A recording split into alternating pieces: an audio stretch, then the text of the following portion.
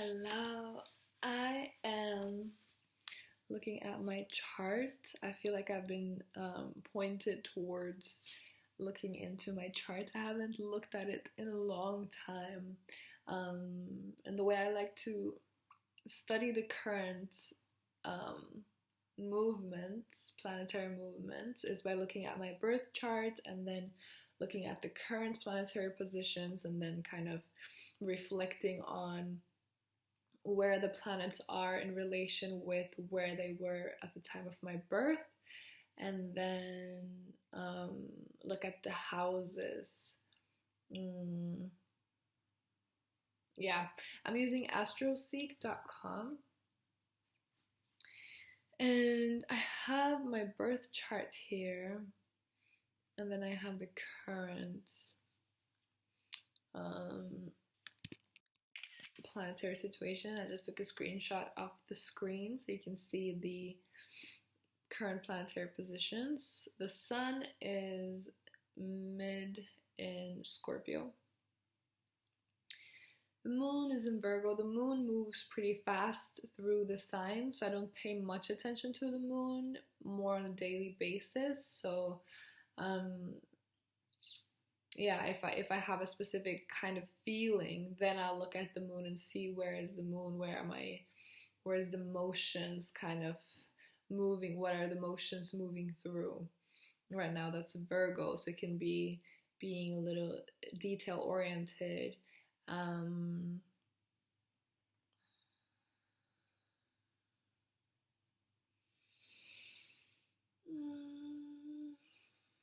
Yeah, it can also be like perfection. I also want to say healing, medicine. Um, yeah, Virgo. I don't know that much about Virgo.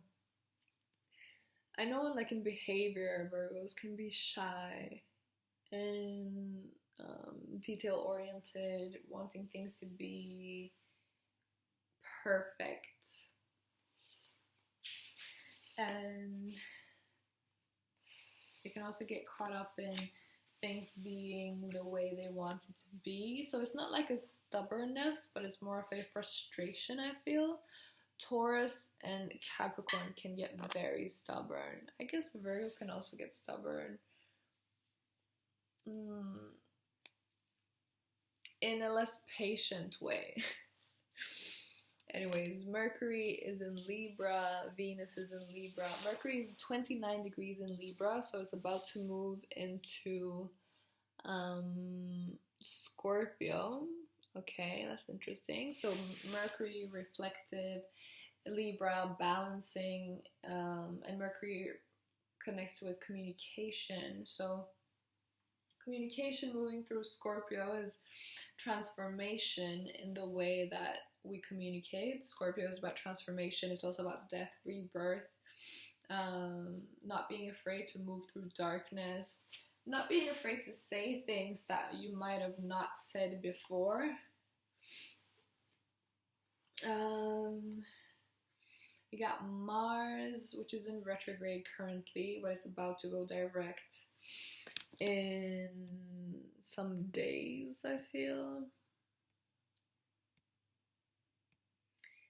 Yeah, so Mars will be direct by the 16th. It's going to station on the 14th, which means that it's kind of at a halt. Right now, if you look at Mars, it would appear like it's moving backwards, but it has something to do with like two moving trains. When one moves, it looks like the other one is going backward, but in reality, they're still moving forwards, or still moving forwards because everything is always in motion, but just a change in what's the tempo changes the perceived motion as well, or the something like that. And when something is retrograde, it's actually mostly it's moving very similarly to the earth, to what we're moving on. So it might appear like we're standing still, and therefore it looks like Mars is moving backwards, if I remember correctly. It's been a while since I read about this stuff, but that's what I've gathered. And then we have Jupiter in Capricorn, Saturn in Capricorn, Uranus in Taurus, Neptune in Pisces, Pluto in Capricorn, And Pluto and Jupiter is like right next to each other, both 22 degrees into Capricorn. And then those other things I haven't learned about, like you have 22 degrees and then it says 52 dash, and then Jupiter has 22 degrees 59 dash. I don't know what the last part of that means yet. And then there's the moon's nodes is 21 degrees into Gemini, and Lilith is in Taurus. She's entered Taurus. Okay, and Chiron is in Aries. Let me bring you closer. It's evening time now, so the lighting isn't the best. It's hopefully good enough. So I relate Lilith with actually the first being.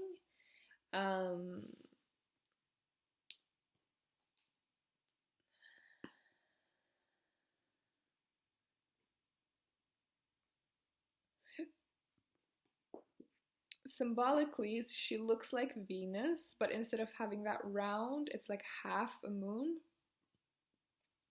And the moon symbol is going that way, and the Lilith symbol is going that way, so it's like the direct reflection from the moon.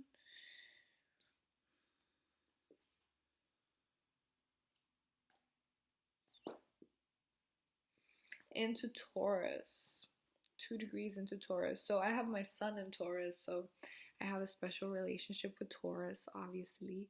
And Uranus is also retrograde, actually. So whenever something is retrograde, the way I see it is that the energy is extra potent, like right now, because there's a relation with the temple and how it's moving with where we are right now. So the energy, the influences are more potent than normally.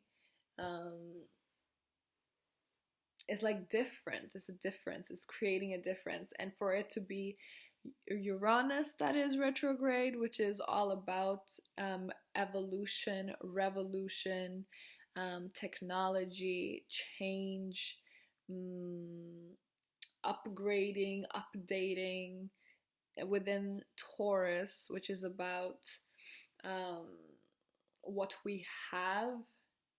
And for me, I was just thinking about how you have Aries, which is the I am, the self, and then you have Taurus, which is about I have. And I feel like it's the second sign, so it's, and it has the word Taurus, which can also be the toroidal field, which is in reality like it's the everything that surrounds. So it's like your whole world basically being changed, which is very accurate. And if you look at 2020, how things have been changing. And since it's in the 8th degree, I kind of want to look at like, I always associate 8 with the infinity sign. It's like things are changing for, like the changes that are occurring right now, they're not just going to be around for 2 months, 3 months. They're going to be around for a minute, like for, I don't even know how long, a decade is coming up in my mind. And that doesn't mean like that the virus or other things that are going on in the world are going to be here. Rather, it means the changes that what is going on in the world right now is causing is going to be around for a while. So that's what I'm getting. And what we choose to do with the issues that we have at hand is what is going to be lasting. Does that make sense? And then Lilith coming in Taurus as well, for me, is, it feels light. It feels like there's support for Uranus being in Taurus. Lilith, since I'm connecting Lilith with the first being, there's an ancient wisdom that's around, that's kind of steering and helping balance the reactive, revolutionary, rebirthing energy that Uranus is coming through with. Lilith is kind of there for me to balance and to share wisdom in the changes so that they don't get out of hand, even though things been going all over the place, literally globally. And then Uranus right now is also in the 12th house from how I'm looking at it. So the houses is very interesting. I remember it was such a conundrum to me in the beginning when I was studying astrology, and it kind of still is, because there's different perspectives. Some people say that where you are born, so let's say you're born on the first, you're born on right now, which the sun is in Scorpio, which would make Scorpio, the zodiac of Scorpio, your first house, and then Sagittarius the second, and then as it goes. And so the last sign, when you count from Scorpio, Sagittarius, Capricorn, all the way to Libra, then Libra would be your 12th house. But then how this is with AstroSeek is that you can see that the 12th house has become Taurus. It has Taurus within it, Gemini within it, some parts of Cancer.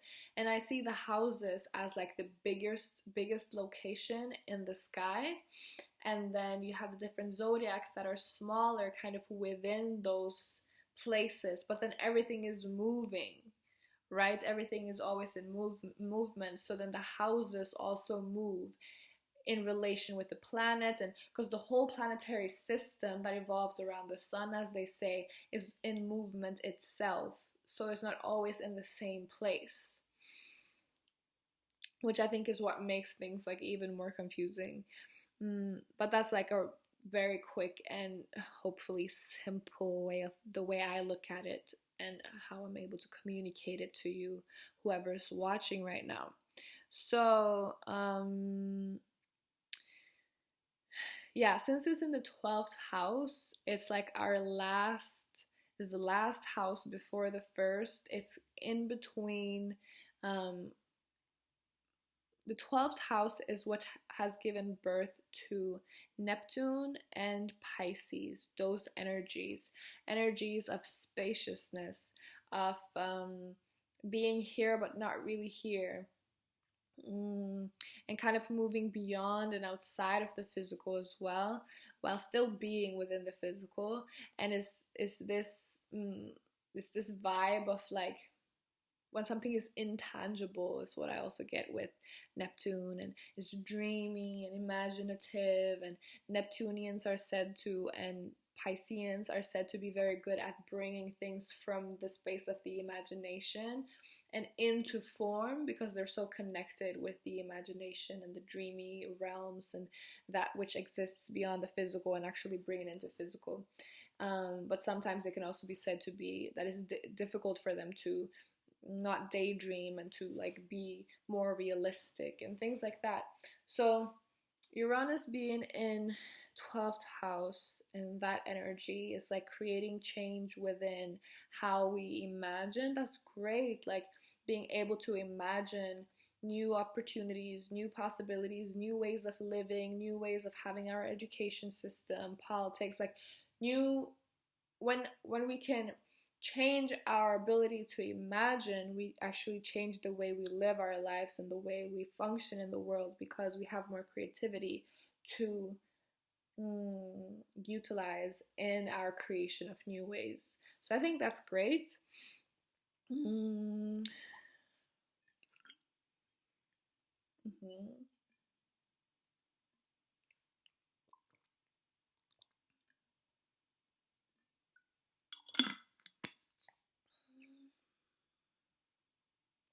And then you have Aries, which is housing Mars right now. Mars is 15 degrees into Aries and is in the 11th house. I'm doing real like intuitive astrology right now based on the teaching and the learning that I've already been doing. But like saying that we're in the 11th house, I don't know if that's certified astrology. It's making sense to me though, so hopefully it's making sense to someone out there as well. If I choose to share this. So I feel like Mars is at home in Aries, Neptune is at home in Pisces, and Saturn is at home in Capricorn. are there any other ones that Venus is also at home in Libra, meaning these are energies that resonate. Mars and Aries are both very fiery, energetic, activating, initiating energies. Neptune again in Pisces, dreamy, imaginative, spacey. It's not water, it's not just water, but it's like the water that is also space, kind of. It's like being able to fly type energy. Like when you're swimming, you're also flying. And yeah, it's a whole thing. Badu vibes, right? And then Saturn is at home in Capricorn with being about structure, order. I like to call Capricornians the bookkeepers, the archivers, those who know how it's been and are able to like maintain so things remain the same. But Saturn is accompanied by Jupiter and Pluto, and they're all in the 8th house, which again, number 8 is about infinity, right? And things that are autonomous. And there's a change there because you got Pluto, which is all about change. Same energy as Scorpio, all right? And death, rebirth, all the way at the edge. Similar to Pisces as well, but less imaginative and more destructive. More, I feel like Pisces is the energy that takes the chaos and brings it to form and has the ability to see the form within the chaos, whilst Pluto is what kind of creates the chaos in the first place, is what sees something and is like, this, if it holds up, then it gets to say, if it doesn't, then it gets destroyed.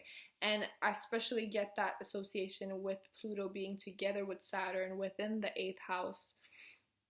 And then Jupiter is about expansion, so things are being changed in a way, transformed in a way to expand and to bring in more joy. Jupiter is very joyous for me, very prosperous, and lucky, like lucky charm energy. And then I jumped over Chiron, which is in Aries, which is also known as the wounded healer, being in retrograde as well, together with Mars. So there's a lot of, and which I feel like this is kind of how the disease that is going on globally right now, how it came through, is like everything is an expression of how we're feeling internally, right? And so the Chiron represents the wounded healer, and at some point when you have some discomfort or some dis-ease, you might not feel it at first, but it's going to build up and eventually it's going to be expressed, whether it's pain in the hip or the whole bone like fragmenting or dislocating or bruising or a tumor or a whole virus. Like it could be anything. And I think that what has happened is that that's what has gone on collectively, and it's what we're seeing. And so, and this is all hanging together, right? It's all happening together. So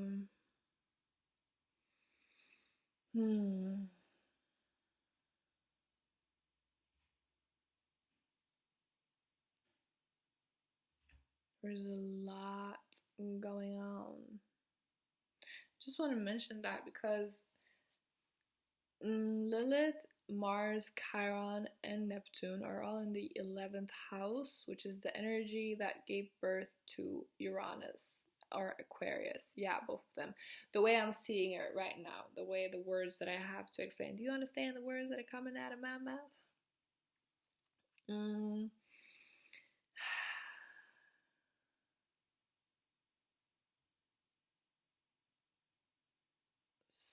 So,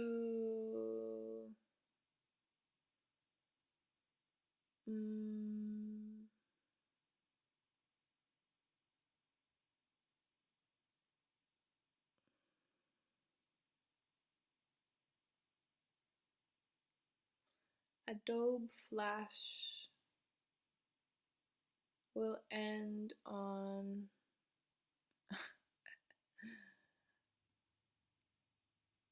uninstall. Okay, let's see. Okay, I'll leave you for later.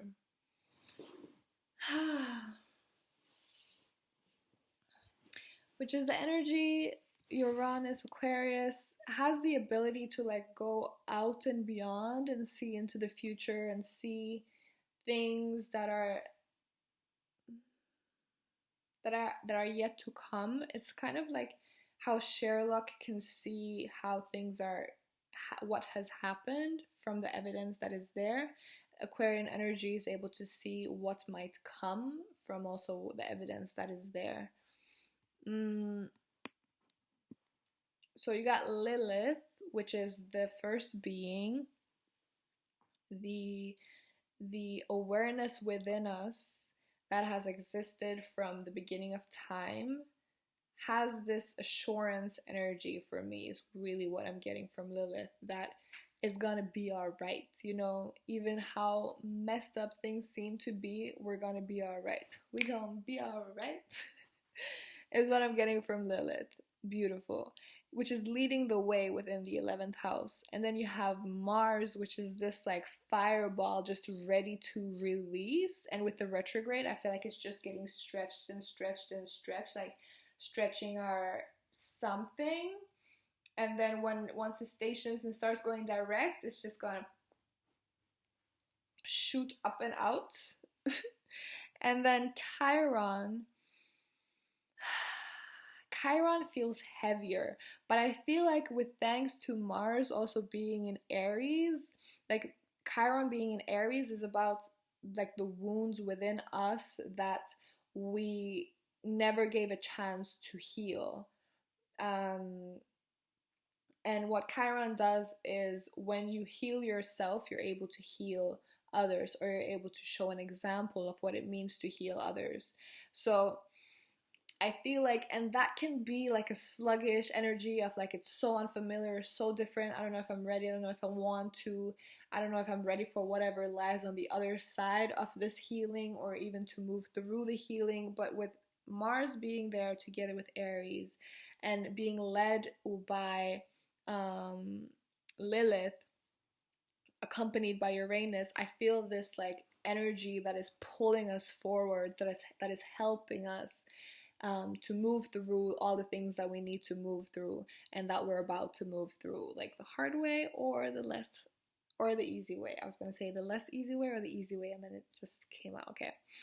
And then we got Neptune, which is also retrograde in Pisces. So yeah, it's like reframing, helping us to adjust our way of seeing things, adjust our perspective. Even though it's more dreamy, more imaginative, it's still kind of what, yeah, because I'm getting it kind of like, I'm associating Neptune here with the subconscious, and which is where the conscious rests within. So we don't always have access to our subconscious because the conscious has like a, I don't know, a threshold that it's able to process within a time, which I don't know for sure. At least this is my awareness right now. And then as you move through your subconscious with your consciousness, I feel like I don't know. I feel like the way I'm speaking is also illustrating the energies of the different planets. At least my perspective of the energies of the planets. 10th house is completely empty, so that's Capricorn, which is open, like the establishment is open, to be reordered, restructured, house-wise, right? 10th house, which is awesome. And then 9, 8, and 7 are kind of squished and smushed together. The Ascendant right now is Cancer, emotions, and is 6 degrees. Fertile emotions is the word I'm getting with that. We've moved through there. Sun in Scorpio, shining a light on our shadow, shining a light on aspects of ourselves that we might have tried to push down to the darkness. I recommend utilizing unconditional love to really look through everything and to see what it is you want to keep, what it is you want to let go of, but use unconditional love to forgive yourself and those who have wronged you, even the system itself. Because when we come to a fight with peace, then we're closer to peace than coming to the fight with aggression and anger. That's just going to create more fighting, and I think it's time that we transcend that. I would love to. Okay, so we got Mercury, which we already talked about. The moon is not really so relevant right now. I feel the moon is just supporting us daily, doing what it do. And then Venus in Libra, 20 degrees in the 5th house. Okay. So Venus is all about love, connection, beauty, relation, and Libra is all about balance. And I love what Kenneth said, which is that the purpose of the weight, the scale that you see with the Libra symbol, is to weigh, to balance. And I think that's great, because sometimes the focus with balance can be to just keep it balanced, to keep it still. But when you're keeping it still, are you really balancing? Then it is at a state of balance. But even this bringing here is also a state of balance. Even though it's not equal, it's still balancing. There's still like an exchange, and there's a give and take, and there's a balance, right? I love that. So 20 degrees, which is number 2, which again is about this reflection. The first is that the self, the second is the surroundings. I was thinking about this today, the yin yang symbol, and you have again the 2. When you only have one, it's just one, and when the second comes in, there's this going on. Being in the 5th house, which is the house of 1, 2, 3, 4, 5, Leo, heart, the sunshine, play, immaturity.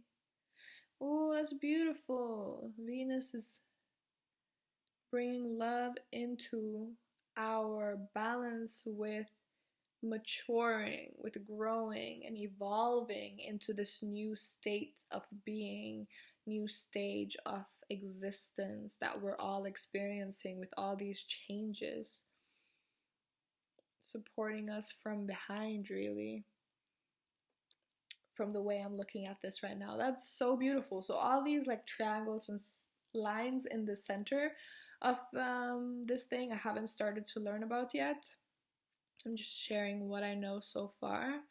But this was really nice. I really enjoyed this. The plan was to look through my own charts and then